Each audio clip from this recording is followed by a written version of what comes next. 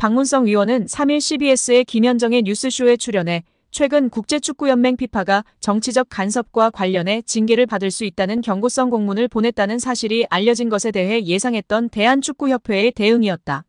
축구협회가 마지막으로 쓸 수 있는 카드를 썼다고 말했습니다. 앞서 피파는 축구협회가 문화체육관광부와 국회 문화체육관광위원회로부터 여러 의혹을 받고 있는 상황에 대해 눈여겨보고 있다는 공문을 발송한 것으로 알려졌습니다. 피파 정관 제14조에는 제3자의 간섭을 받아서 안 된다. 또 제15조에는 어떠한 정치적 간섭으로부터도 독립돼야 한다고 명시돼 있습니다. 이를 위반할 경우 축구협회는 자격정지 등 징계를 받을 수 있는데요. 자칫 피파가 주관하는 모든 대회 출전마저 금지될 수 있습니다. 예를 들면 한국이 월드컵에도 못 나갈 수도 있습니다. 박문성 위원은 이와 관련하여 타이밍에 맞춰서 계속 이 얘기를 하고 있다. 문체부가 감사 들어간다고 했더니 그때도 미디어에 이걸 흘렸다. 그 다음에 국회가 현안 질의한다고 할 때 또 올린다며 문체부가 발표하는 날 끝나니깐 이걸 또 흘렸다. 그래서 제가 별로 놀라지 않았다. 예상했던 카드라고 말했습니다. 이어 피파는 각 나라의 축구협회가 독립적으로 자율적으로 운영되는 걸 얘기한다. 그런데 인사권의 외부의 힘이 특히 정치 사이드 쪽에서 뭔가를 들어와서 하는 거에 대해서 굉장히 좀 심각하게 바라보는 게 있다. 제재를 내린다. 그거를 문체부도 알고 있다고 설명했습니다. 실제로 지난 2015년 쿠웨이트 대표팀이 월드컵 예선에서 몰수패 처리를 당한 바 있는데요. 당시 쿠웨이트 정부가 스포츠기구의 인사권에 개입할 수 있게 법을 고치자 피파는 자격정지 처분을 내렸습니다. 인도네시아도 해당 사항 등을 위반했다는 이유로 피파 징계를 받은 바 있습니다. 하지만 박문성 위원은 인도네시아는 피파 대회 개최권을 얻었는데 참가팀인 이스라엘을 종교 정치적 문제로 거부를 했다. 당연히 문제가 됐다며 피파는 외부의 힘이나 정치의 개입, 이런 것들 때문에 월드컵 등 제재를 3개 내릴 때는 정부가 축구협회를 강제 해산 아니면 회장 선거에 부당하게 개입, 그 다음에 인사권이나 돈재정 문제를 통제하는 법을 만들 때 등 외부의 힘, 정부나 정치가 축구협회를 완전히 종속 지배할 경우라고 주장했습니다. 현재 축협이 감사 현안 질의 등은 전혀 해당되지 않는 사항입니다. 이어 박 위원은 2005년과 2011년 축구협회가 국회로 향한 일을 언급하며 그때 피파가 아무 말도 하지 않았다고 말했습니다. 그러면서 피파 제재 때문에 걱정도 되고 무섭기도 할 것이라면서도 하지만 그렇게 아이고 이거 큰일 나는 거 아니야 라고 협박하고 겁박하는 것이라고 비판했습니다. 따라서 문체부에서는 협회를 완전히 종속 지배할 수 없기 때문에 감사를 통해 명백한 문제 있음을 공식적으로 공표함으로 할 수 있는 가장 강력한 조치를 내린 것입니다. 이에 협회는 더 이상 헛소리 하지 말고 이에 상응하는 객관적인 조치를 내려야 할 것입니다. 이임생 대한축구협회 기술이사가 이른바 심야빵집 회동으로 홍명보 축구 국가대표팀 감독을 선임해 절차적 정당성이 도마에 오른 가운데 협회 전력강화위원들의 동의를 받았다는 이 기술이사의 주장과 달리 박주호를 비롯한 정강위 위원들에게 동의를 구한 사실이 없다는 폭로가 나오며 화제입니다. 박문성 해설위원은 26일 자신의 유튜브 채널 달순의 라이브에 올린 청문회에서 박주호가 말하고 싶었던 진실이라는 영상을 통해 이 같은 내용이 담긴 정강위 제11차 회의록을 공개했습니다. 지난 6월 30일 비대면으로 열린 11차 회의 임시회의에는 박 전 위원을 포함한 정강위원 5명이 참석했습니다. 당시 감독 선임 작업을 이끌던 정혜성 전 전력강화위원장은 홍 감독과 다비드 바그너, 거스 포엣 감독 3명을 정몽규 축구협회장에게 추천한 뒤 돌연싸임했습니다. 이어 이 기술이사가 감독 선임 과정을 이어받아 이날 회의를 진행했습니다. 회의록에 따르면 이 기술이사는 정 전 위원장이 최종 결정한 후보자 중 2명 포엣 바그너와 추가 심층 면접을 협회 이 기술이사에서 진행하고 면담 위원회에 그 내용을 공유해 최종 감독 선임 과정에 참여를 당부드린다고 말했습니다. 이에 한 정강위원은 진행 중인 내용을 투명하게 진행해 나가는 게 맞다고 생각한다면서 추후 그 진행 과정을 투명하게 공유해 주시기를 당부한다는 의견을 내놓았습니다. 또 다른 정강위원은 지금까지 그래왔듯 투명하게 면접을 진행한 것도 다른 위원들과 공유하고 의사결정을 진행한다면 문제없을 것이라고 밝혔습니다. 정강위는 이날 회의에서 정강위원장이 부재함에 따라 이 기술이사가 설명한 대로 현재까지 진행된 감독 선임 업무를 협회에서 투명한 절차로 후속 작업하는 것에 오늘 참여한 위원들 모두 동의함이라고 결론지었습니다. 회의록 내용을 종합하면 정강위원들은 이 이사가 감독 후보자와 심층 면접을 진행한 뒤 그 내용을 공유하고 감독을 최종 선임하는 과정에 참여하는 것에 동의한 것이라고 박 해설위원은 설명했습니다.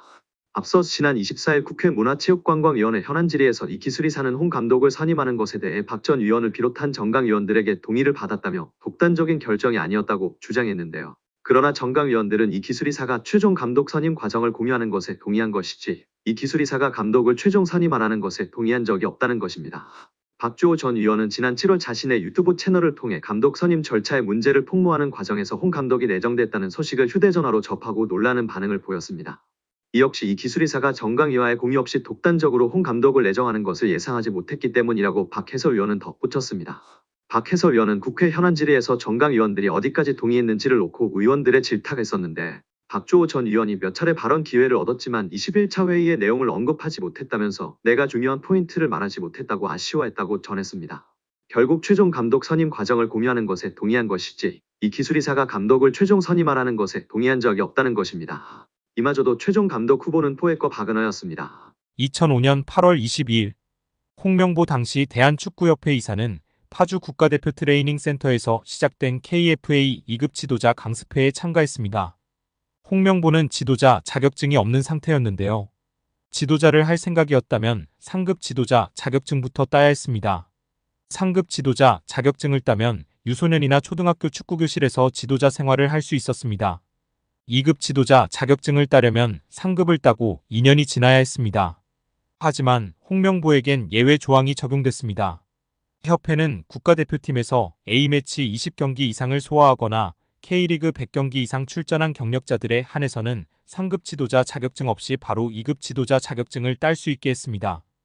2005년 9월 26일 협회는 딕 아드보카트 한국 축구 대표팀 신인 감독을 보좌할 코치 중 한 명으로 홍명보를 택했습니다. 지도자 자격증이라곤 전무했던 홍명보가 2급 지도자 자격증을 딴 지 3주 만이었습니다. 자격 논란이 불거졌습니다. 2급 지도자 자격증을 보유한 자는 중학교나 고등학교 팀만 지도할 수 있었는데요. 당시 KFA 규정에 따르면 대한축구협회 1급 지도자 자격증이나 아시아축구연맹 A급 지도자 자격증을 취득한 자만 대표팀 지도자로 일할 수 있었습니다. 협회는 당시 지휘권을 갖지 않는 보조 지도자 역할이기 때문에 홍명보 코치의 1급 자격증 취득 여부는 크게 문제될 것이 없다는 입장이었습니다. 지도자 경력이라곤 지도자 수업 3주뿐이었던 홍명보는 국가대표팀 코칭 스태프에 합류한 역사적인 사건이었습니다. 홍명보는 국가대표팀 코치를 맡은 지 1년이 채 지나지 않아 2006 독일 월드컵을 치렀습니다. 홍명보에게 국가대표팀 코치로 지도자 생활을 시작해 월드컵을 경험하는 데까지 필요했던 시간은 단 9개월이었습니다. 누군가는 평생의 꿈이 될 수 있는 월드컵을 경험하는데 홍명보는 속성 자격증 취득부터 돈으로 살 수 없는 월드컵 코치 경험까지. 정말 대단합니다. 이후에도 홍명보는 탄탄대로였습니다. 홍명보는 2006 독일 월드컵 후에도 국가대표팀에 남았는데요. 홍명보는 국가대표팀 코치로 2007 아시아 축구연맹 아시안컵, 2008 베이징 올림픽을 차례로 경험했습니다. 2006 독일 월드컵 16강 진출 실패, 2007 아시안컵 3위 및 음주 파문, 2008 베이징 올림픽 조별리그 탈락 등 대표팀은 실패를 거듭했지만 홍명보가 책임질 건 없었습니다. 홍명보는 2008 베이징 올림픽을 마친 후 감독 생활을 시작했습니다. 많은 축구 팬들이 알고 계신 것처럼 2010 광저우 아시안게임에서 한국은 한 수 아래로 평가받았던 UAE와의 준결승전에서 연장 접전 끝에 0대1로 졌습니다. 한국은 이 대회에서 3위에 머물며 홍명보의 경질이 예상되었습니다. 그러나 놀랍게도 홍명보는 경질되지 않았습니다. 아시안게임은 금메달이 아니면 의미가 없는 게 분명했고 지난 2002년 부산 아시안게임에서 3위를 한 박항서 감독이 경질되었던 사례가 있기에 명분은 차고도 넘쳤습니다. 그러나 협회는 홍명보를 경질하지 않았습니다. 심지어 2014년 브라질 월드컵에서는 본선 1승도 거두지 못하고 탈락했는데도 협회는 재신임을 발표했었습니다. 결국 여론의 반발이 점점 커지자 기자회견을 열어 자진 사퇴했었습니다. 이후 협회는 2017년 홍명보를 행정총괄 책임자인 전무이사로 내정했습니다. 당시 홍명보는 행정 경험이 전무했었습니다. 이렇게 협회와 홍명보는 아주 끈끈한 관계였으며 증명 없이도 임기를 보장받았었고 낙하산으로만 채용되었던 홍명보였습니다. 이번에도 프리패스로 채용된 것도 홍명보는 뭐 자연스러웠을 겁니다. 홍명보는 나를 버렸다. 이젠 대한민국 축구밖에 없다고 하며 대표팀 감독을 승낙했다고 밝혔었는데요.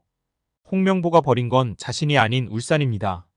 울산은 3년 재계약을 맺은 지 1년도 지나지 않은 감독을 협회에 내어주면서 상처만 남겼습니다. 홍명보는 대표팀 감독으로 실력은 물론이거니와 도의 신의를 저버리는 인성도 문제가 있는 감독입니다. 속히 선임 취소 혹은 자진 사퇴만이 답입니다.